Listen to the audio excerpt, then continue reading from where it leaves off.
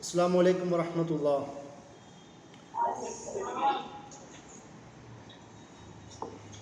കോളനീകരണവും മുസ്ലിം പതിതാവസ്ഥയും എന്നുള്ള വിഷയമാണ് നമ്മൾ സംസാരിക്കുന്നത്. അതിൽ മുസ്ലിം പതിതാവസ്ഥ എന്ന് പറയുന്ന ഭാഗത്തെ മുസ്ലിം ഭരണകൂടത്തിൻ്റെ തകർച്ച എന്നുള്ളതാണ് ടൈറ്റിൽ കൊടുത്തിരിക്കുന്നത്. അതിൻ്റെ ഒരു പ്രധാനപ്പെട്ട പ്രശ്നം ഇന്ത്യൻ സബ് കോണ്ടിനെൻറ്റിലെ മുഴുവൻ മുസ്ലിങ്ങളെ ഒന്നിച്ചിരുത്താൻ പറ്റുന്ന ഏകോപിപ്പിക്കുന്ന ഒരു ഭരണം ഇവിടെ ഉണ്ടായിരുന്നില്ല. സാധാരണ ആ പദപ്രയോഗങ്ങൾ ഉപയോഗിക്കുമ്പോൾ നമ്മൾ ചരിത്രത്തിൻ്റെ ഒരു സെൻട്രിക്കായ ചരിത്ര വായനയെ തുടരുന്നു എന്നതാണ് അർത്ഥം. കാരണം മുഗൾ ഡൈനാസ്റ്റിയുടെ പതനത്തെ ഉദ്ദേശിച്ചു കൊണ്ടുള്ള ഒരു പദപ്രയോഗമാണ് ഫാൾ ഓഫ് മുസ്ലിം എംപയർ എന്ന് പറയുന്ന പദം. പക്ഷേ നമ്മൾ സൗത്ത് ഇന്ത്യൻ റീജിയൻ ഉള്ള ആൾക്കാർ ആരും മുഗൾ എംപയറിൻ്റെ കീഴിലായിരുന്നില്ല.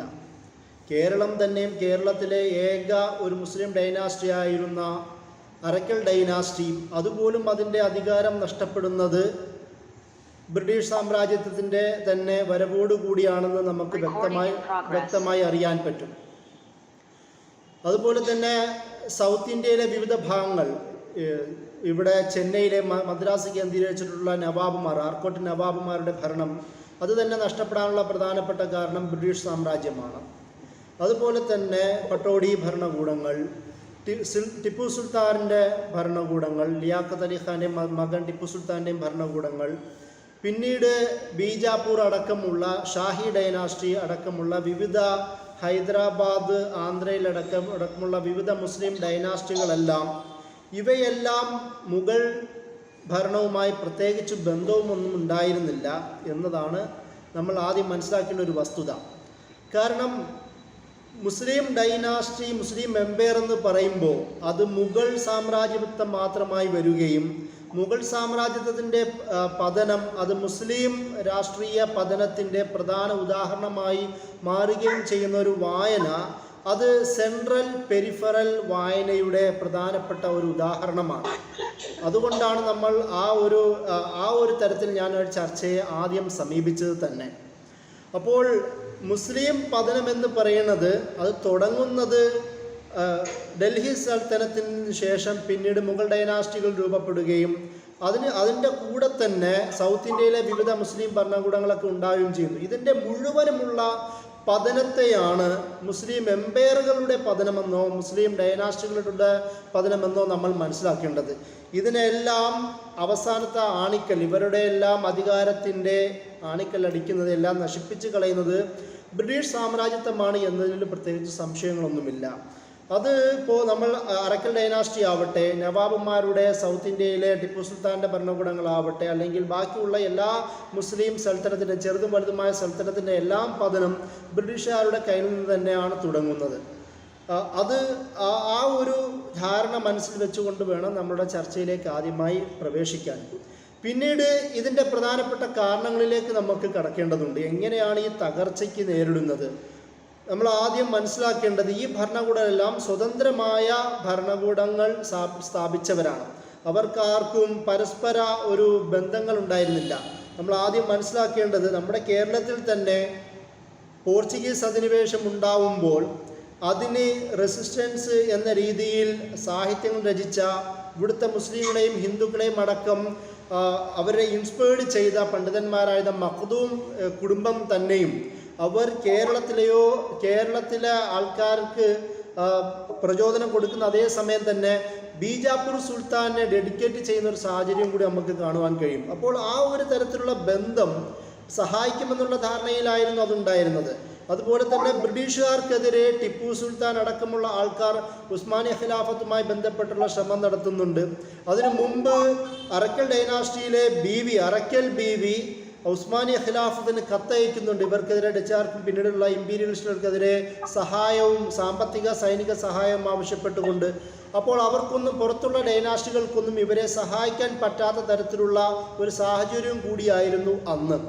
അപ്പോൾ മുസ്ലിങ്ങളുടെ ഭരണമുള്ള കേരളത്തിലെയോ അല്ലെങ്കിൽ കേരളത്തിന് പുറത്തുള്ള എല്ലാ മുസ്ലിം ഭരണകൂടങ്ങളും പരസ്പരം സഹായിക്കാൻ പറ്റാത്ത ഒരു സാഹചര്യം, അതുപോലെ തന്നെ നാവിക മേഖലയിൽ ഇന്ത്യൻ ഓഷൻ തീരങ്ങളിൽ, സൗത്ത് ഈസ്റ്റ് ഏഷ്യൻ തീരങ്ങളിൽ, അറബ് ഗൾഫ് ഭാഗങ്ങളിലെല്ലാം ഈ പറയുന്ന മുമ്പ് പോർച്ചുഗീസ് ആവട്ടെ, പിന്നീട് ഡച്ച് ആവട്ടെ, പിന്നീട് ബ്രിട്ടീഷുകാരാവട്ടെ, ഇവരെല്ലാം ആ നാവിക മേഖല അടിച്ച് പിടിച്ചടക്കുന്ന ഒരു സാഹചര്യം കൂടി ഉണ്ടായിരുന്നു.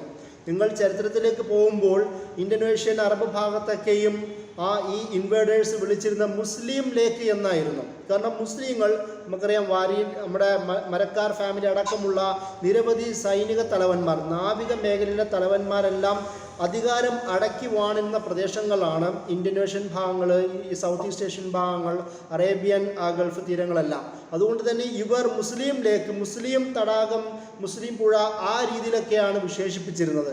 അതുകൊണ്ട് തന്നെ ഈ മേഖലകളിലുള്ള ആധിപത്യം പിടിച്ചെടുക്കുക എന്നുള്ളത് അവരുടെ പ്രധാനപ്പെട്ട ലക്ഷ്യമായിരുന്നു. അത് മുഗൾ ഡൈനാസ്റ്റിയുടെ പകുതി തന്നെ, ഷാജഹാൻ്റെ കാലത്തും അക്ബറിൻ്റെ കാലത്തും പിന്നീട് ഷാജഹാൻ്റെ കാലത്തും പിന്നീട് വരുന്ന കാലത്തൊക്കെ പെതുക്കെ ഈസ്റ്റ് ഇന്ത്യ കമ്പനിയുടെയും മറ്റ് പല പേരിലും അവർ ഈ നാവിക മേഖല പിടിച്ചടക്കുന്നത് നമുക്ക് കാണുവാൻ കഴിയും.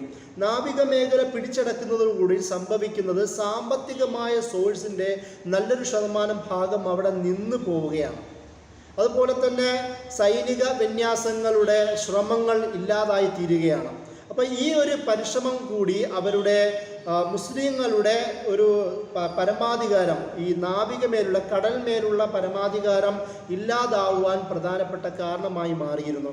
അങ്ങനെ അത് തന്നെ എക്കണോമിക് സോഴ്സുകളിൽ നിന്ന് അവരെ തടയാനുള്ള പ്രധാന കാരണമായി മാറുകയും ചെയ്തു. അതിൻ്റെ കൂടെയാണ് പിന്നീട് രാഷ്ട്രീയമായ സമ്മർദ്ദങ്ങൾ ഉണ്ടാവുന്നത്. ഇവിടെയുള്ള ഹിന്ദു ചെറുതും വലുതുമായ രാജകുടുംബങ്ങളുമായി ബ്രിട്ടീഷ് സാമ്രാജ്യം ഒത്തുചേരുകയും അവരുടെ സഹായത്തോടു കൂടി തന്നെ ഇവരെ എതിർക്കുന്ന മുസ്ലിം കക്ഷികളെയും മുസ്ലിം ഭരണകൂടങ്ങളെയും ശക്തമായ ഒരു പ്രതിരോധം രൂപപ്പെടുത്താൻ ബ്രിട്ടീഷുകാർക്ക് കഴിഞ്ഞു എന്നുള്ളത് മറ്റൊരു പ്രധാനപ്പെട്ട വസ്തുതയാണ്. ഇപ്പോൾ ടിപ്പു സുൽത്താൻ അടക്കം ടിപ്പു സുൽത്താൻ മലബാർ ഭാഗത്ത് പിന്നീട് മുന്നോട്ട് തെക്കൻ ഭാഗത്തേക്ക് വരുന്ന സാഹചര്യത്തിൽ മലബാറിൽ നിന്ന് രക്ഷപ്പെട്ടു പോയ പല ജമീന്ദാർമാരും ബ്രിട്ടീഷുകാരുടെ സഹായം തേടിയതായി കേരള മുസ്ലിം ചരിത്രത്തെക്കുറിച്ചുള്ള വർക്കിൽ PS സയ്യിദ് മുഹമ്മദ് സാഹിബ് അദ്ദേഹം ഈ കാര്യം പരാമർശിക്കുന്നുണ്ട്.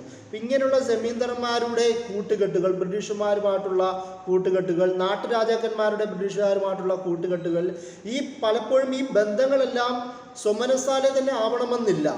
ബ്രിട്ടീഷുകാർ അവരുടെ സാമ്പത്തിക, നാവിക, സൈനിക ശക്തി ഉപയോഗിച്ചുകൊണ്ട് സമ്മർദ്ദം ചെലുത്തിയിട്ടാണ് പല നാട്ടുരാജാക്കന്മാരുടെയും അവരുടെ കീഴിലേക്ക് കൊണ്ടുവരുന്നത്. 1875 ശേഷം തിരുവിതാംകൂർ അടക്കമുള്ള നല്ല ശതമാനം ഭാഗങ്ങളും ബ്രിട്ടീഷുകാർ അധികാരത്തിലേക്ക് കൊണ്ടുവരാൻ നമുക്ക് കാണുവാൻ കഴിയും. അപ്പോൾ ആദ്യ ഭാഗത്ത് മദ്രാസ് റീജിയൻസിൻ്റെ നേതൃത്വത്തിൽ മലബാർ ഭാഗത്തേക്ക് വരുന്ന ഒരേ സമയത്ത് തന്നെ മറ്റൊരു ഭാഗത്ത് തെക്കൻ കേരളത്തിൽ അവരും ആ ഭാഗത്ത് അധികാരം ഏറ്റെടുക്കുന്ന കാണുവാൻ കഴിയും. ഈ കേരളം ഒരേ ഭാഗത്ത് രണ്ട് ഭാഗത്തും കൂടി അവർ പിടിച്ചെടുക്കുന്നു. അതുപോലെ തന്നെ നവാബുമാരെ അധികാരം ഇല്ലാതാക്കുന്നു, ടിപ്പു സുൽത്താനെ വധിക്കുന്നു, അവിടെയും അധികാരം പിടിച്ചെടുക്കുന്നു. അങ്ങനെ 1857 നമ്മൾ ആദ്യത്തെ ഫ്രീഡം സ്ട്രഗിൾ എന്ന് വിളിക്കപ്പെടുന്ന ആ യുദ്ധത്തിൽ ബഹദൂർ ഷാ സഫറിൻ്റെ വളരെ ദുർബലനായ വയസ്സനായ ബഹദൂർ ഷാ സഫർ പിന്നീട് അവിടുത്തെ സൈനിക തലവന്മാരുടെയും നാട്ടുകാരുടെയും അഭ്യർത്ഥന മാനിച്ചുകൊണ്ട് നേതൃത്വത്തിലേക്ക് വരികയും പക്ഷേ പ്രത്യേകിച്ചൊന്നും സൈനിക വിന്യാസം കാണിക്കാൻ കഴിയാതിരുന്ന, ശക്തിയില്ലാതിരുന്ന അദ്ദേഹം ആ യുദ്ധത്തിൽ പരാജയപ്പെടുകയും അറസ്റ്റിലാവുകയും പിന്നീട് റംഗൂണിലേക്ക്, ഇന്നത്തെ മ്യാൻമാർ ബർമൻ ഭാഗത്തിലേക്ക് അദ്ദേഹത്തെ നാടുകടത്തുകയും ചെയ്യുന്ന ഒരു പശ്ചാത്തലം 1857 ചരിത്രം വായിക്കുമ്പോൾ നമുക്ക് മനസ്സിലാക്കുവാൻ കഴിയും. ആ വിഷയം വിശദീകരിച്ചുകൊണ്ട് ദ ലാസ്റ്റ് മുഗൾ എന്നുള്ള പേരിൽ ബുക്ക് എഴുതിയ വില്യം ഡാരിമ്പിൾ അദ്ദേഹം പറയുന്നൊരു പ്രധാനപ്പെട്ട പോയിൻ്റുണ്ട്. ഈ മുഗൾ ഡൈനാസ്റ്റി അധികാരത്തിലുണ്ടായിരുന്ന ഭാഗത്ത് മുസ്ലിങ്ങൾക്ക് അരിസ്ട്രോക്രാറ്റുകളായ ധാരാളം മുസ്ലിങ്ങൾ മുഗൾ ഡൈനാസ്റ്റിയുടെ ഭാഗമായി പ്രവർത്തിച്ചിരുന്നു, ജീവിച്ചിരുന്നു, ജോലി ഉണ്ടായിരുന്നു. അതായത് ഉറുദു അറിയാവുന്ന, പേർഷ്യൻ അറിയാവുന്ന, അതുപോലെ തന്നെ അറബി അറിയാവുന്ന, ഇങ്ങനെയുള്ള ഭാഷകൾ ഉണ്ടായിരുന്ന ആൾക്കാർ ഈ അരിസ്ട്രോക്രസിയുടെ പ്രധാനപ്പെട്ട ഭാഗമായി ജീവിച്ചിരുന്നു. എന്നാൽ 1857 ആ തകർച്ചയോടുകൂടി ബ്രിട്ടീഷുകാർ ചാന്ദിനി ചൗക്ക് അതുപോലെ തന്നെ ഓൾഡ് ഡൽഹി എന്നൊക്കെ വിളിക്കപ്പെടുന്ന ആ ഭാഗത്തെ പ്രധാനമായും അധികാരമുണ്ടായിരുന്ന, ശക്തി ഉണ്ടായിരുന്ന കച്ചവട അഡ്മിനിസ്ട്രേറ്റീവ് മേഖലയിലൊക്കെ അധികാരമുണ്ടായിരുന്ന മുസ്ലിങ്ങളെ ഉച്ചാടനം ചെയ്യുകയായിരുന്നു ചെയ്തത്. അവരെ വളരെ കൂട്ടക്കൊലകളാണ് അവരവിടെ നടത്തിയെന്ന് വില്യം ഡാരിമിൽ അദ്ദേഹത്തിൻ്റെ ലാസ്റ്റ് മുകൾ എന്ന് പറയുന്ന രചനയിൽ പറയുന്നുണ്ട്. അപ്പോൾ അരിസ്റ്റോക്രസിയിൽ നിന്ന്, അതായത് അരിസ്റ്റോക്രസി എന്ന് പറയുന്ന അന്നത്തെ ഒരു ഫ്യൂഡൽ സംവിധാനത്തിൻ്റെ ഭാഗമായി, അധികാരത്തിൻ്റെ ഭാഗമായി മുസ്ലിങ്ങൾ നിലനിർത്തിയ ഒരു ശക്തിയായിരുന്നു. അത് ബ്രിട്ടീഷുകാർ മുഗൾ സാമ്രാജ്യത്തിൻ്റെ പതനത്തോടുകൂടി ഇല്ലാതാക്കി കളയുന്നുണ്ട്. അതിൻ്റെ ഭാഗമായി തന്നെയാണ് വിദ്യാഭ്യാസ മേഖലകളിലുള്ള മുസ്ലിങ്ങൾ നേരിട്ട മറ്റൊരു പ്രധാനപ്പെട്ട വെല്ലുവിളി. ഞാൻ നേരത്തെ പറഞ്ഞതുപോലെ ഉറുദു, പേർഷ്യൻ, അറബിക് ഭാഷകളിൽ വളരെ അറിയാവുന്ന, പഠിക്കുന്ന മദ്രസകളിൽ നിന്നും അന്നത്തെ വിദ്യാഭ്യാസ കൺവെൻഷണൽ സെൻറ്ററിൽ നിന്നും പുറത്തു വരുന്ന ആൾക്കാരൊക്കെയും ഇങ്ങനെയുള്ള മേഖലകളിലാണ് അധികവും ജോലി ചെയ്തിരുന്നത്. എന്നാൽ പിന്നീട് സംഭവിച്ചെന്താണെന്ന് വെച്ചാൽ ബ്രിട്ടീഷുകാർ ഇംഗ്ലീഷ് വിദ്യാഭ്യാസം പതുക്കെ കൊണ്ടുവരുന്നതും അതുപോലെ തന്നെ മുസ്ലിങ്ങൾക്കുള്ളിൽ ഇംഗ്ലീഷ് വിദ്യാഭ്യാസത്തോട് ഒരു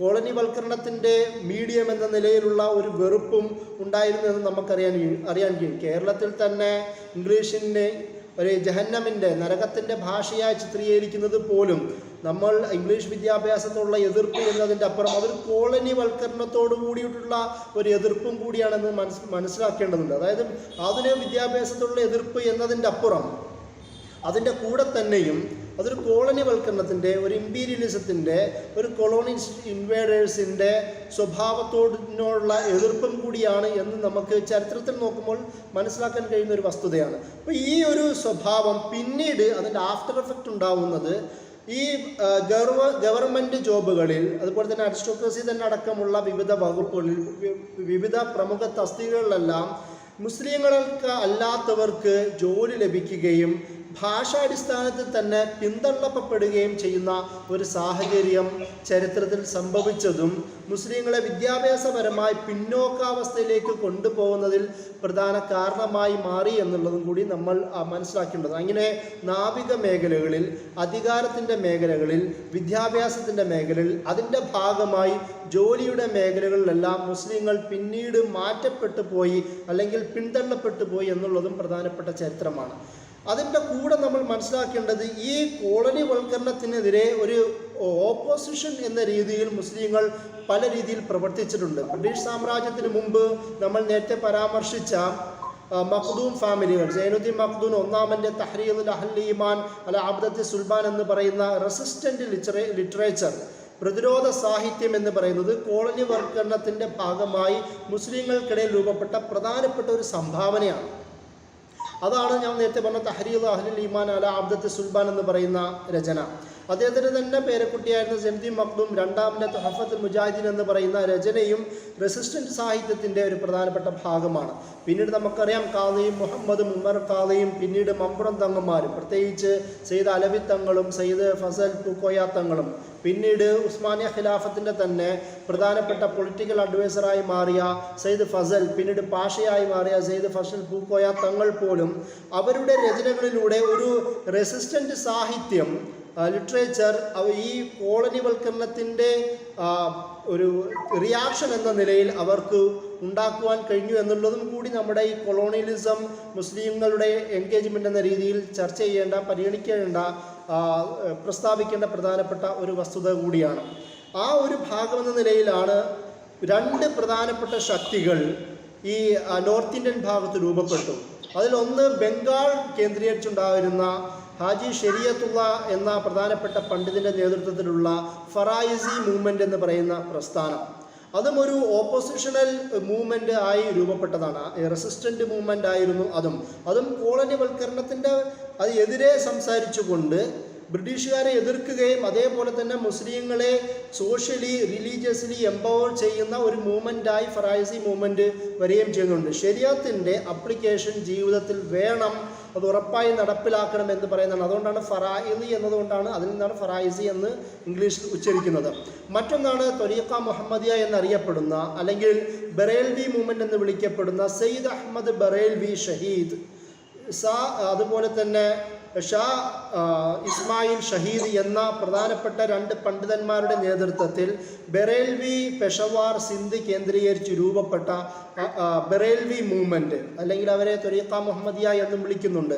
ഇതും നമ്മൾ കേരളത്തിൽ പിന്നീട് ആലി മുസ്ലിയാരും വാരിക്കുന്നത് കുഞ്ഞഹമ്മദ് ഹാജിയും ഒരു 6 മാസക്കാലം ബ്രിട്ടീഷുകാരെ ചേർത്തുകൊണ്ട് മലയാള രാജ്യം രൂപീകരിച്ചതുപോലെ തന്നെ ഈ പറയുന്ന പെഷവാർ, സിന്ധ് ഭാഗത്ത് 2-3 മാസക്കാലം ഒരു സെൽഫ് ഗവർണൻസ് രൂപീകരിക്കാൻ പോലും ഈ പറയുന്ന സയ്യിദ് അഹമ്മദ് ബറേൽവി ഷഹീദിനും സയ്യിദ് ഇസ്മായിൽ ഷഹീദിനും കഴിഞ്ഞു എന്നുള്ളതും കൊളോണിയലിസത്തോട് നോർത്ത് ഇന്ത്യൻ ഭാഗത്തുള്ള മുസ്ലിങ്ങളുടെ അധികാര പ്രയോഗത്തിൻ്റെ ഉദാഹരണവും കൂടിയാണ്. അതും കൂടി നമ്മളുടെ ചർച്ചയിൽ പരാമർശിക്കേണ്ടതുണ്ട്. ഇതിൻ്റെ ഭാഗമെന്ന നിലയിലാണ് സ്വാഭാവികമായും നമ്മുടെ ഇന്ത്യൻ സബ് കോണ്ടിനെൻ്റ് ഭാഗത്തേക്ക് കൊളോണിയലിസത്തിൻ്റെ ഭാഗം എന്ന നിലയിൽ തന്നെ മോഡേണൈസേഷൻ പ്രൊജക്റ്റ്, പ്രോപ്പഗണ്ട ശക്തമായി നടക്കുന്നത്. അതിൻ്റെ ഭാഗമെന്ന നിലയിൽ തന്നെ മുസ്ലിങ്ങൾക്കിടയിൽ വിവിധ ഗ്രൂപ്പുകൾ രൂപപ്പെടുന്നു. അതായത് കമ്പാർട്ട്മെൻ്റലൈസേഷൻ നടക്കുന്നു. മോഡേണിറ്റി ശക്തമായി സ്വീകരിച്ച, മോഡേണിറ്റിയുടെ അതിൻ്റെ ഇംപീരിക്കൽ സ്വഭാവം കീപ്പ് ചെയ്യണമെന്ന് ആവശ്യപ്പെട്ട സർ സയ്യിദ് അഹമ്മദ് ഖാനെ പോലുള്ള പ്രമുഖരായ പണ്ഡിതന്മാർ, സയ്യിദ് അമീർ അലീനെ പോലുള്ള പ്രമുഖരായ ഇന്റലക്ച്വലുകൾ ഒരു ഭാഗത്ത്, അതിൻ്റെ നേരെ എതിരെ ദയൂബന്ദി പണ്ഡിതന്മാർ 1866 അത് 1866 എന്ന് പറയുന്നത് 1857 പതനത്തിന് ശേഷം അതിനെതിരെ ഒരു ബ്രിട്ടീഷ് വിരുദ്ധ വികാരം ശക്തമാക്കുകയും എന്നാൽ മുസ്ലിം കൺവെൻഷണൽ നോളജ് പ്രൊഡക്ഷൻ നടക്കണമെന്ന് ആവശ്യപ്പെടുകയും ചെയ്തൊരു ഗ്രൂപ്പാണ് ദയൂബന്ദി മൂവ്മെൻറ്റ്. റാഷിദ് ഗംഗോഹി, ഖാസിം നാനൂത്തവി അടക്കമുള്ള പ്രധാനപ്പെട്ട പണ്ഡിതന്മാരാണ് അതിന് നേതൃത്വം കൊടുത്തത്. ആ ഒരു ഭാഗം ഈ ദയൂബന്ദി മൂവ്മെൻറ്റിൻ്റെ രൂപീകരണവും അതൊരു ബ്രിട്ടീഷ് വിരുദ്ധ സ്വഭാവം ഉണ്ടായിരുന്നു എന്നതിനോടൊപ്പം തന്നെ അതൊരു മുസ്ലിം കൺവെൻഷണൽ നോളജ് പ്രൊഡക്ഷൻ ആയിരുന്നു അവരുടെ പ്രധാനപ്പെട്ട ഒരു രീതി. അതിൻ്റെ ഭാഗമായി തന്നെ പിന്നീട് ഈ നദുവ എന്ന് പറയുന്ന സ്ഥാപനം, നദുവ മൂവ്മെൻറ്റും രൂപപ്പെടുന്നുണ്ട്. ഈ മൂവ്മെൻറ്റുകൾ പ്രധാനമായും മോഡേൺ വിദ്യാഭ്യാസത്തിന് എതിരെ നിൽക്കുന്ന ഒരു സ്വഭാവം സ്വീകരിക്കുന്നതോടുകൂടി അലിഗഡ് മൂവ്മെൻറ്റിൻ്റെ സ്വീകാര്യത ശക്തമാവുന്നത് നമുക്ക് കാണുവാൻ കഴിയും.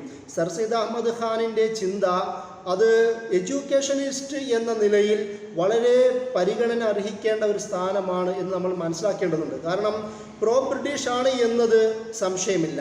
പക്ഷേ അലിഗഡ് അടക്കമുള്ള, ബറേൽവി അടക്കമുള്ള ആ നോർത്ത് ഇന്ത്യൻ ഭാഗങ്ങളിൽ, ആ പോക്കറ്റുകളിൽ മുസ്ലിങ്ങൾ വളരെ ദരിദ്രരായി ജീവിച്ചിരിക്കുന്ന, വിദ്യാഭ്യാസത്തിൽ നിന്നും സാമൂഹികമായും രാഷ്ട്രീയമായും അതുപോലെ തന്നെ ഈ സ്പിരിച്വലായും പോലും പിന്നാക്കം നിൽക്കുന്ന ഒരു വിഭാഗത്തെ വിദ്യാഭ്യാസത്തിലൂടെ, ആധുനിക വിദ്യാഭ്യാസത്തിലൂടെ ഉയർത്തിക്കൊണ്ടുവരികയാണെങ്കിൽ മുസ്ലിങ്ങൾക്ക് ഒരു വലിയൊരു സംഭാവന ഇവരിലൂടെ നൽകാം എന്നുള്ള ചിന്തയാണ് സർ സയ്യിദ് അഹമ്മദ് ഖാനെ പോലുള്ള ആൾക്കാരെ അലിഗഡ് മൂവ്മെൻറ്റിൻ്റെ സ്ഥാപനത്തിലേക്ക് നയിച്ചത്.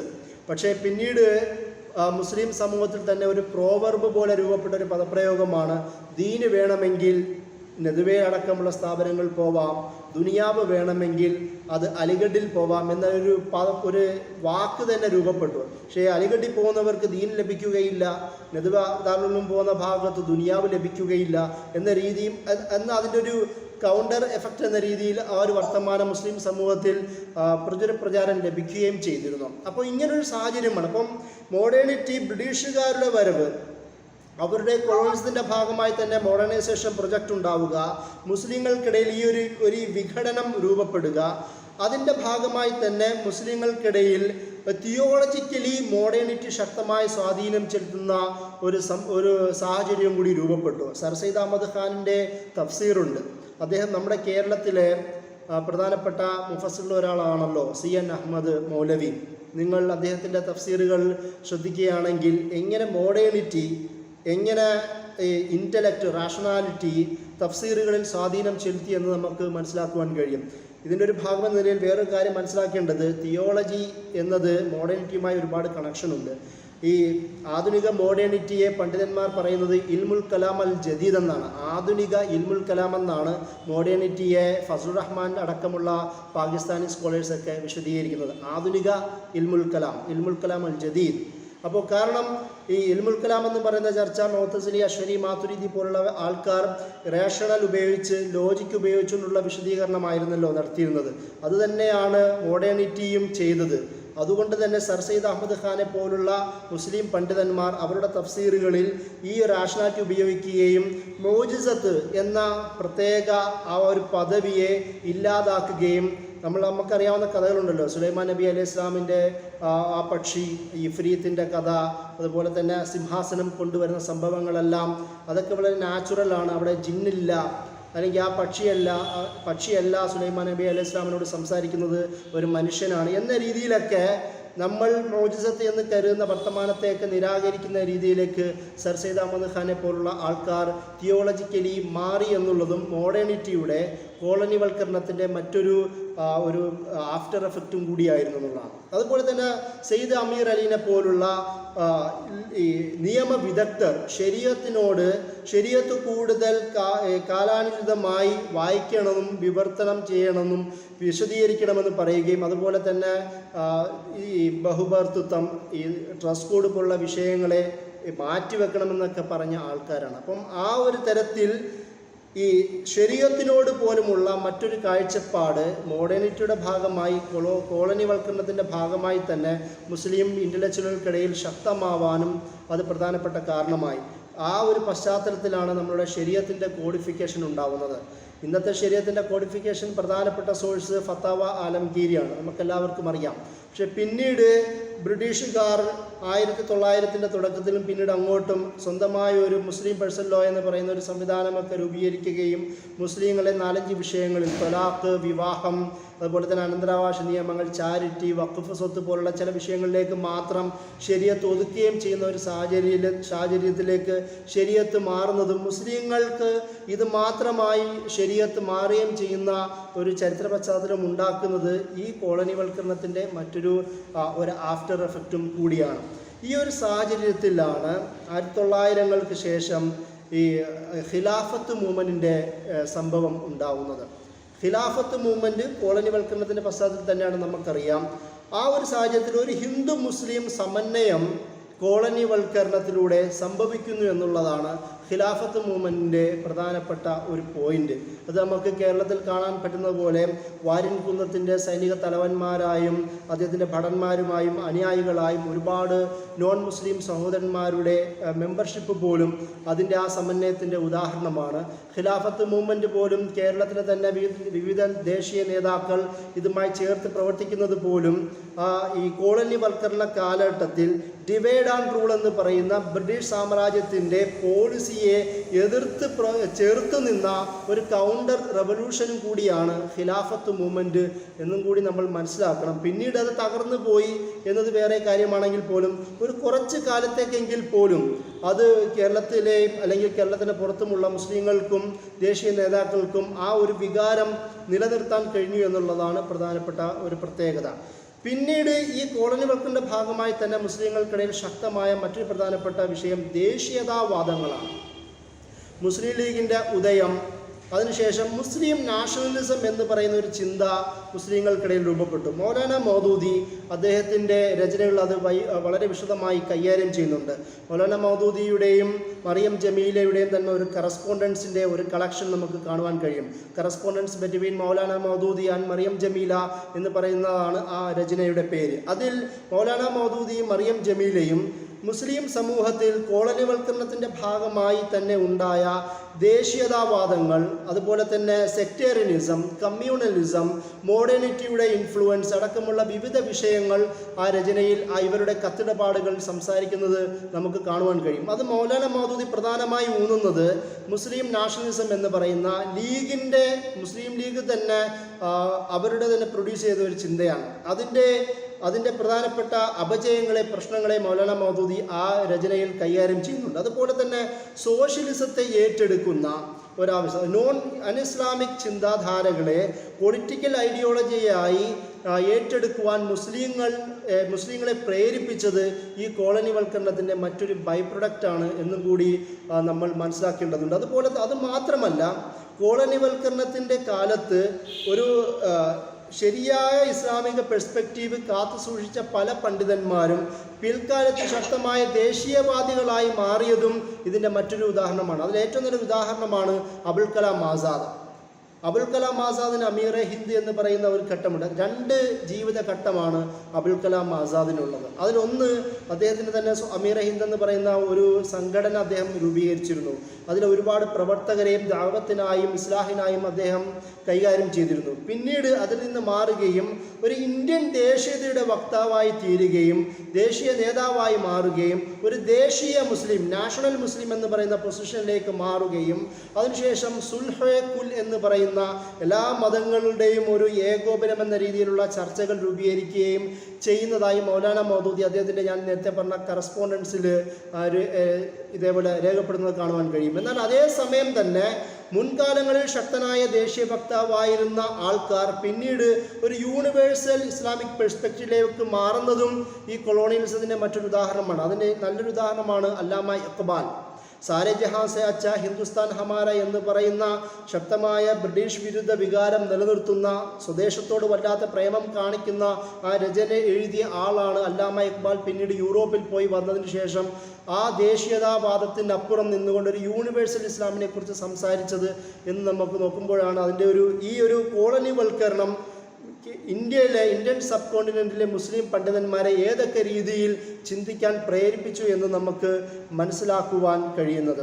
അതുപോലെ തന്നെ മറ്റൊരു പ്രധാനപ്പെട്ട വിഷയം കോളനിവൽക്കരണം മുസ്ലിങ്ങൾക്കിടയിൽ ഉണ്ടാക്കിയ പ്രധാനപ്പെട്ട പ്രശ്നമാണ് ഖാദിയാനി മൂവ്മെൻറ്റ്.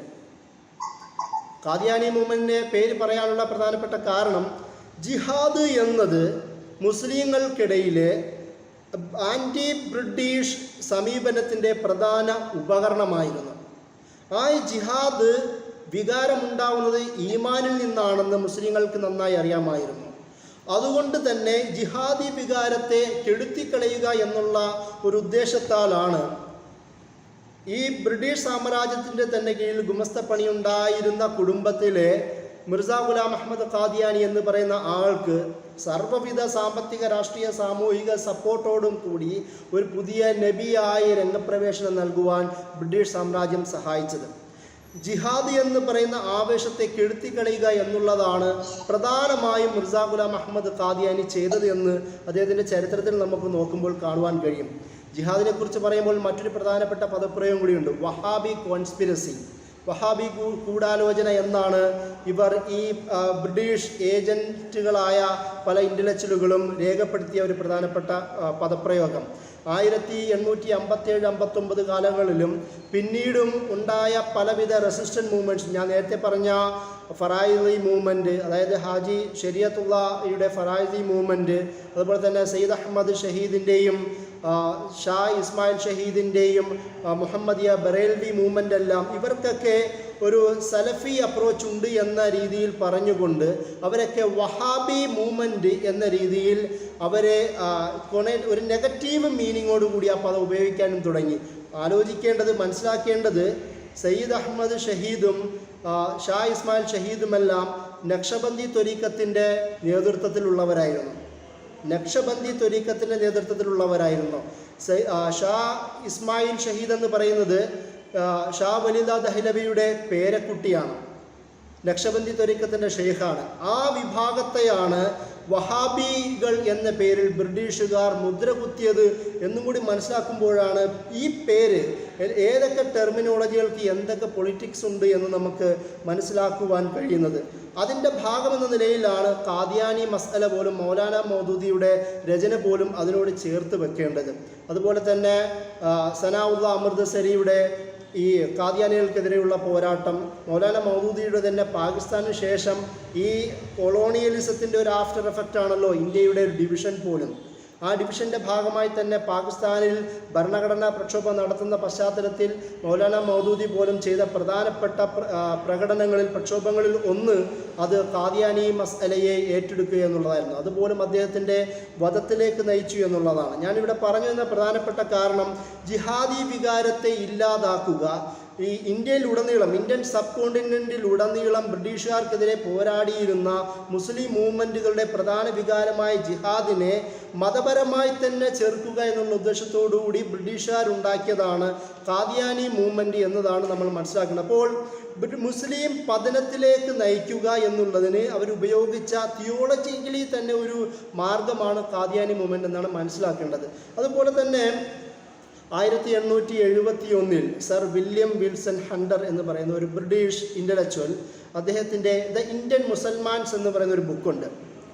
ആ രചനയിൽ അദ്ദേഹം, ആ ബുക്കിന് മുഴുവൻ പേര് the Indian Musalman are the bound in conscience to rebel against the queen. British രാജ്ഞിക്ക് എതിരെ മുസ്ലിങ്ങൾ എങ്ങനെ റിബലാവേണ്ടതുണ്ടോ എന്ന് പറയുന്നൊരു ചോദ്യമാണ് അദ്ദേഹം പറയുന്നത്. ഈ രചനയിൽ ഇവിടെ വഹാബി കോൺസ്പിരസിനെ കുറിച്ച്, വഹാബികൾ അടക്കമുള്ള ആൾക്കാർ ബ്രിട്ടീഷുകാർക്കെതിരെ ഗൂഢാലോചന നടത്തുകയാണ്. അത് ഞാൻ നേരത്തെ പറഞ്ഞ സയ്യിദ് അഹമ്മദ് ബറേൽവിയും ഫറായിസി മൂവ്മെൻറ്റുമെല്ലാം വഹാബി ചിന്താധാരയുടെ പ്രചാരകരാണ് എന്ന രീതിയിലാണ് വിശദീകരിക്കുന്നത്. ഇതിൻ്റെ ഒരു വിരോധാഭാസം എന്നത് പശ്ചിമേഷ്യൻ ഭാഗത്ത് ബ്രിട്ടീഷുകാരുടെ ഒപ്പമാണ് സൗദി ഡൈനാസ്റ്റിയും വഹാബി പണ്ഡിതന്മാരും. ഇവർ ഉസ്മാനിയ ഖിലാഫത്തിനെതിരെ ബ്രിട്ടീഷ് സാമ്രാജ്യത്തിൻ്റെ സഹായത്തോടു കൂടി അവിടെ യുദ്ധം ചെയ്യുകയാണ്. ആ ചിന്താധാരയുള്ള അല്ലെങ്കിൽ അതിനെ സ്വീകരിച്ച ആൾക്കാരെ ശത്രു എന്ന മുസ്ലിം നെമസിസ്, മുസ്ലിം എനിമി എന്ന പേരിൽ രേഖപ്പെടുത്തി അവർ വഹാബികളാണ്. എന്തിനാണ് വഹാബി എന്ന് പറയുന്ന ടേം ഉപയോഗിക്കുന്നത്? ഡിവൈഡ് ആൻഡ് റൂൾ എന്ന് പറയുന്നത് മുസ്ലിം ഹിന്ദു ഡിവൈഡ് ആൻഡ് റൂൾ എന്ന് മാത്രമായിരുന്നില്ല, മുസ്ലിങ്ങൾക്കിടയിൽ പോലും ഡിവൈഡ് ആൻഡ് റൂൾ എന്ന് പറയുന്ന ഒരാശയം പ്രചരിപ്പിക്കുന്നത് കൊണ്ടാണ് ഈ യുദ്ധം ചെയ്യുന്നവരെ വഹാബി എന്ന് പറയുന്ന ടേം പോലും ഉപയോഗിച്ചത്. അത് മുസ്ലിങ്ങൾക്കിടയിൽ തന്നെ അവരുടെ കമ്മ്യൂണിറ്റിയിൽ കൂടുതൽ വിള്ളലുകൾ രൂപപ്പെടുത്തുവാനും വേണ്ടി അവർ ഉപയോഗിച്ചു എന്നുള്ളതാണ് ഇതിൻ്റെ പ്രധാനപ്പെട്ട ഒരു പ്രത്യേകത. അതുപോലെ തന്നെ ഈ ഒരു സംഭവത്തിൻ്റെ ഭാഗമെന്ന നിലയിൽ മുസ്ലിങ്ങൾക്കിടയിൽ ഉണ്ടായിരുന്ന ഒരുപാട് പ്രാന്തവൽക്കരിക്കപ്പെടുന്ന, മാർജിനലൈസ് ചെയ്യപ്പെടുന്ന ഒരുപാട് സാഹചര്യങ്ങൾ ഉണ്ടായിട്ടുണ്ട്. അത് ട്രാജഡീസ് ഓഫ് മാർജിനലൈസേഷൻ എന്ന് പറയുന്ന ലോറൻറ്റ് ഗെയറിൻ്റെയും ക്രിസ്റ്റഫർ ജെഫ്രോട്ടിൻ്റെയും ഒരു ബുക്കുണ്ട്. അതിൽ ഈ കോളനിവൽക്കരണത്തിൻ്റെ ഭാഗമായി മുസ്ലിങ്ങൾക്കിടയിൽ എന്തൊക്കെ സംഭവിച്ചു എന്ന് അദ്ദേഹം വിശദീകരിക്കുന്നുണ്ട്. അതിൽ നമുക്കറിയാം മുസ്ലിങ്ങൾക്കിടെ ഗട്ടവൈസേഷൻ ഉണ്ടാവുന്നത്, ഒരുപാട് കോളനിവൽക്കരണത്തിൻ്റെ ഭാഗമായി ഡിവൈഡ് ആൻഡ് റൂൾ ഉണ്ടാവുകയും അതിൻ്റെ ഭാഗമായി കമ്മ്യൂണൽ വയലൻസ്, കമ്മ്യൂണൽ റൈറ്റ്സ് ഉണ്ടാവുകയും അതിൻ്റെ ഭാഗമായി ഒരുപാട് ഗെട്ടോകൾ രൂപപ്പെടുകയും ചെയ്യുന്ന ഒരു സാഹചര്യത്തെ വിശദീകരിക്കുന്നുണ്ട്.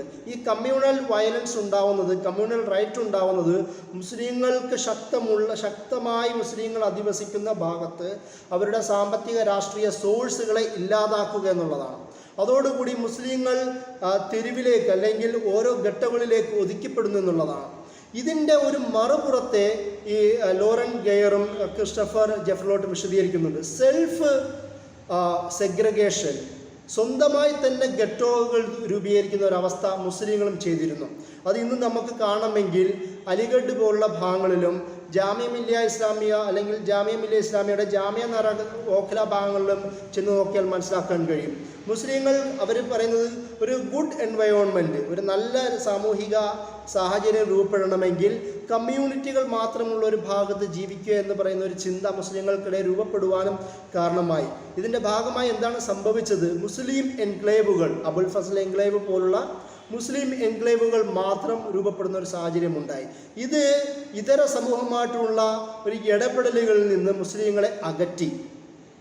നമുക്കറിയാം മലബാർ റീജിയനിൽ അടക്കമുള്ള ഭാഗത്ത് മുസ്ലിം പ്രീഡോമിനൻ്റ്ലി മുസ്ലിങ്ങളാണെങ്കിൽ പോലും പല ഭാഗങ്ങളിലും ഹിന്ദുക്കളും നോൺ മുസ്ലിങ്ങളും ജീവിക്കുന്നുണ്ട്, അവരോട് നല്ല ബന്ധമുണ്ട്. പക്ഷേ ഇങ്ങനെയുള്ള മുസ്ലിം പോക്കറ്റിൽ, അലിഗഡ് പോലുള്ള ജാമ്യ നഗർ പോലുള്ള മുസ്ലിം പോക്കറ്റുകളിൽ നമുക്ക് വളരെ ന്യൂനപക്ഷമായ 1-2 ഹിന്ദുക്കളല്ലാതെ നമുക്കത് കാണുവാൻ കഴിയില്ല. അത്രത്തോളം ഒരു സാഹചര്യമാണ് ഈ സെൽഫ് സെഗ്രിഗേഷനിലൂടെ ഉണ്ടായത്. ഈ സെൽഫ് സെഗ്രിഗേഷൻ തന്നെയും കോളനിവൽക്കരണത്തിൻ്റെ ആഫ്റ്റർ എഫക്റ്റിൻ്റെ ഭാഗം കൂടിയാണ് എന്നാണ് ലോറൻറ്റ് ഗെയറും ജെഫ്രലോട്ടും വിശദീകരിക്കുന്നത്. അതിൻ്റെ ഒരു ബൈ പ്രൊഡക്റ്റാണ് നമ്മുടെ സച്ചാർ കമ്മിറ്റിയിലൂടെ ഉണ്ടായ വെളിവായ സത്യങ്ങൾ പോലും. ഈ സെൽഫ് സെഗ്രിഗേഷൻ്റെ, ഗെട്ടോയിസേഷൻ്റെ, അതുപോലെ തന്നെ എഡ്യൂക്കേഷണൽ ബാക്ക്വേർഡ്നെസ്സിൻ്റെ, പൊളിറ്റിക്കലി, എക്കണോമിക്കലി അതിലുണ്ടാകുന്ന ഇമ്പ്രൂവ്മെൻ്റ് ഇല്ലാതിരിക്കുന്ന അവസ്ഥ, ഇതെല്ലാം ചരിത്രപരമായി മുസ്ലിങ്ങൾക്ക് രൂപപ്പെട്ടതാണ്. അതിൽ കോളനിവൽക്കരണവും അതിലൂടെ ഉണ്ടായ ആഫ്റ്റർ എഫക്റ്റുമാണ് ഇതിലെ പ്രധാനപ്പെട്ട കാരണങ്ങളെന്ന് അവർ വിശദീകരിക്കുന്നത് നമുക്ക് കാണുവാൻ കഴിയും. ഇതിലൂടെ മുസ്ലിങ്ങൾ പരസ്പരം ചെയ്തത് ഒരു ബ്ലേമിംഗ് ഗെയിമിംഗ് എന്ന് പറയാറുണ്ട്, പരസ്പരം ആരോപിക്കുക. ഞാൻ നേരത്തെ പറഞ്ഞതുപോലെ ഈ ദൈവബന്ദി മൂവ്മെൻറ്റ്, നദ്വ മൂവ്മെൻറ്റ്, അലിഗഡ് മൂവ്മെൻറ്റിനെ പോലുള്ള ആധുനിക വിദ്യാഭ്യാസം പറയുന്നവരെ ആരോപിക്കുക. അലിഗഡ് മൂവ്മെൻറ്റ് പോലുള്ള അതിനെ പിൻപറ്റുന്ന ചിന്തകന്മാരും പണ്ഡിതന്മാരുമെല്ലാം ബുദ്ധിജീവികളുമെല്ലാം ദൈവബന്ദി മൂവ്മെൻറ്റും നദ്വ മൂവ്മെൻറ്റും പോലുള്ള മൂവ്മെൻറ്റുകളെ തിരിച്ചാരോപിക്കുക. ഈ ബ്ലേമിംഗ് ഗെയിമിംഗ് എന്ന് പറയുന്നത് മാത്രം ഉണ്ടാവുകയും അതിലൂടെ എംപവർമെൻറ്റ് ഇല്ലാതിരിക്കുകയും ചെയ്യുന്ന ഒരു സാഹചര്യം മുസ്ലിം സമൂഹത്തിൽ ഉണ്ടായി എന്നുള്ളതാണ് ഇതിൻ്റെ മറ്റൊരു പ്രധാനപ്പെട്ട വസ്തുത. ഇങ്ങനെ വിവിധ മേഖലകളിലൂടെ ചരിത്രപരമായി തന്നെ രാഷ്ട്രീയമായ, സാമ്പത്തികമായ, ബൗദ്ധികമായ വിവിധ പ്രശ്നങ്ങൾ രൂപപ്പെടുകയും അത് മുസ്ലിങ്ങളുടെ സകലവിധ പതിതാവസ്ഥയിലേക്കും നയിച്ചു എന്നുള്ളതാണ്. ആ ഒരു സാഹചര്യത്തിലാണ് ഈ അപകോളനി ചിന്തകൾ രൂപപ്പെടുന്നത്, ഡീകൊളോണിയൽ ചിന്തകളുടെ രൂപീകരണം ഉണ്ടാകുന്നത്. അത് വളരെ അപൂർവമാണ് ഇന്ത്യൻ സബ് കോണ്ടിനെൻറ്റിൽ. ഒരുപക്ഷെ അതിൽ നമുക്ക് ഏറ്റവും കൂടുതൽ എടുത്തു പറയാവുന്നത് മൗലാന മൗദൂദിനെ പോലുള്ള പണ്ഡിതന്മാരാണ്. അദ്ദേഹമാണ് ഈ വെസ്റ്റേൺ ഡ്രസ് കോഡ് സ്വീകരിക്കുന്ന മുസ്ലിം സമൂഹത്തോട് നോക്കി അതിതീക്ഷ്ണമായ പർദ്ദ പോലുള്ള രചനകൾ രചിക്കുന്നത്. സെക്യുലറിസവും ഡെമോക്രസിയും നാഷണലിസവും പോലുള്ള ചിന്തകൾ ശക്തമായി സ്വീകരിക്കുന്ന സാഹചര്യത്തിലാണ് അതിന് നേരെ എതിർ നിൽക്കുന്ന തിയോ ഡെമോക്രസി എന്ന് പറയുന്ന ചിന്ത അദ്ദേഹം മുന്നോട്ട് വെക്കുന്നത്. ഒരു മുസ്ലിം ചിഹ്നം മാറ്റിവെച്ചുകൊണ്ട് സോഷ്യലിസ്റ്റ് റിപ്പബ്ലിക് ഓഫ് പാകിസ്ഥാൻ എന്ന് പറയുന്ന ചിന്ത മുന്നോട്ട് വെക്കാൻ മുസ്ലിം നാഷണലിസ്റ്റുകൾ പാകിസ്ഥാൻ ശ്രമിച്ചപ്പോൾ അതിനെതിരെ ശക്തമായ ഭരണഘടനാ പ്രക്ഷോഭം നടത്തുകയും അതിനെ ഇസ്ലാമിക് റിപ്പബ്ലിക് ഓഫ് പാകിസ്ഥാൻ എന്ന പേരിലേക്ക് മാറ്റുവാനും മൗദൂദി ശ്രമിച്ചത് അതുകൊണ്ടാണ്. അപ്പം ഇങ്ങനെ രാഷ്ട്രീയമായ, ഭൗതികമായ പലവിധ മേഖലകളിലും ആ ഒരു സമയത്ത് 20-ാം നൂറ്റാണ്ടിൽ ഏറ്റവും ശക്തനായ ഡികൊളോണിയൽ ഫിലോസഫർ എന്ന രീതിയിൽ മൗദൂദി അറിയപ്പെടാനുള്ള പ്രധാനപ്പെട്ട കാരണവും ഈ കോളനിവൽക്കരണവും ഈ മോഡേണിറ്റിയും മുസ്ലിം സമൂഹത്തിൽ ഉണ്ടാക്കിയ ആഴമേറിയ മുറിവുകളാണ് എന്നുള്ളതാണ് ഞാൻ പറഞ്ഞതിൻ്റെ ചുരുക്കം. അപ്പോൾ മൗലാന മൗദൂദിയുടെ ചിന്തകൾ, അദ്ദേഹത്തിൻ്റെ ഈ രചനകളും ഈ ഡികൊളോണിയൽ കാലഘട്ടത്തിൽ അല്ലെങ്കിൽ സബാൾട്ടേൺ ചർച്ചകളുടെ കാലഘട്ടത്തിൽ ഏറ്റവും കൂടുതൽ പ്രസക്തമാവുന്നത് കോളനിവൽക്കരണ ചിന്തകൾക്കെതിരെ അദ്ദേഹം സംസാരിച്ചു എന്നുള്ളതാണ്. അതുകൊണ്ട് തന്നെയാണ് അദ്ദേഹത്തിൻ്റെ ജീവിതകാലം ആദ്യം മുതൽ അവസാനം വരെ നോക്കുമ്പോൾ ബ്രിട്ടീഷ് വിരുദ്ധ രചനകൾ എഴുതുക, വിവിധ മുസ്ലിം അടക്കമുള്ള തർജ്ജമാൽ ഖുർആൻ അടക്കമുള്ള പത്രങ്ങൾ ഇരുന്നു കൊണ്ട് മലബാർ സമരത്തെക്കുറിച്ചുള്ള രചനകൾ ചെറുപ്പക്കാരനായ മൗദൂദി എഴുതുക, ജിഹാദ് ഫിൽ ഇസ്ലാം എന്ന് പറയുന്ന ഇസ്ലാമിനെ ഡിഫെൻഡ് ചെയ്യുക. എല്ലാവരും ജിഹാദിനോട് ഒരു അപ്പോളജിസ്റ്റിക്കായ നിലപാട് സ്വീകരിക്കുന്ന ഒരു പശ്ചാത്തലത്തിൽ ജിഹാദിനെ വളരെ താത്വികമായും പ്രാക്ടിക്കലായും സമർപ്പിക്കുന്ന കിതാബ് എഴുതുക, ഇതൊക്കെ എഴുതുന്നത് 23-24 വയസ്സിലാണ് എന്നുള്ളതും കൂടി മനസ്സിലാക്കണം. അത്രത്തോളം ഒരു കോളനിവൽക്കരണത്തോട് മൗലാന മൗദൂദി എന്ന് പറയുന്ന പണ്ഡിതൻ എങ്ങനെ പ്രതികരിച്ചു എന്നുള്ളതിൻ്റെ ഉദാഹരണമാണ് ഞാൻ പറയുന്നത്. അത് അദ്ദേഹത്തിൻ്റെ മരണ കാലഘട്ടത്തിൻ്റെ അവസാനം വരെയും അത് പാകിസ്ഥാൻ എന്ന് പറയുന്ന ഈ കൊളോണിവൽക്കരണത്തിൻ്റെ ഒരു ബൈ പ്രൊഡക്റ്റായ ഒരു ദേശീയതയുടെ പേരിൽ രൂപപ്പെട്ട ഒരു നാട്ടിൽ അവിടെയും ഇസ്ലാമിക മാനങ്ങൾ നിലനിർത്താനുള്ള ശ്രമം നടത്തിയതും ഈ കോളനിവൽക്കരണത്തിൻ്റെ എതിരെയുള്ള അദ്ദേഹത്തിൻ്റെ ചിന്തയുടെ ശക്തിയാണ് എന്നാണ് ഞാൻ പറഞ്ഞു വന്നത്. ഇങ്ങനെ മൗലാന മൗദൂദിയിലേക്ക് ചർച്ചയെ കൊണ്ടുവരാനുള്ള പ്രധാനപ്പെട്ട കാരണം ആധുനിക ചിന്തകന്മാരിൽ ഇന്ത്യയിലെ പ്രധാനപ്പെട്ട പണ്ഡിതന്മാരെയെല്ലാം ഒന്നുകിൽ അന്ന് അറിയപ്പെട്ട ഏകദേശം എല്ലാ പണ്ഡിതന്മാരും ഏതെങ്കിലും കമ്പാർട്ട്മെൻറ്റിൽ കുടുങ്ങിക്കിടന്നു എന്നുള്ളതാണ്. അബുൽ കലാം ആസാദ് ദേശീയവാദിയായ മുസ്ലിമായി മാറി. ഖാൻ അബ്ദുൽ ഗാഫർ ഖാൻ പോലെ ഒരു ആക്ടിവിസ്റ്റായി മാത്രമാണ് മാറിയത്. നമ്മുടെ കേരളത്തിലുള്ളത് പലപ്പോഴും കോൺഗ്രസ് ദേശീയവാദികളായ പണ്ഡിതന്മാരായിരുന്നു കേരളത്തിലുള്ള പല പണ്ഡിതന്മാരും. മറ്റ് അഷ്റഫ് അലി സാനവി പോലുള്ള ആൾക്കാർ പ്രമുഖരായ പണ്ഡിതനാണെങ്കിൽ പോലും സാമൂഹിക രാഷ്ട്രീയ മേഖലകളിൽ അത്ര വ്യക്തമായ സ്വാധീനങ്ങൾ അവർ ചെലുത്തിയിരുന്നില്ല. പിന്നീട് ഇങ്ങനെയുള്ള എണ്ണി പറയാൻ പറ്റുന്ന പല പണ്ഡിതന്മാരും അത് ഏതെങ്കിലും ഒരു കമ്പാർട്ട്മെൻറ്റിലേക്ക് ഒതുങ്ങുകയും ഇസ്ലാമിൽ നിന്ന് ഈ കൊളോണിവൽക്കരണത്തിനെതിരെയുള്ള ശക്തമായ വർത്തമാനം പറയുന്നതിൽ അവർ പരാജയപ്പെടുകയും ചെയ്യുന്ന ഒരു സാഹചര്യം കണ്ടു എന്നുള്ളതാണ്.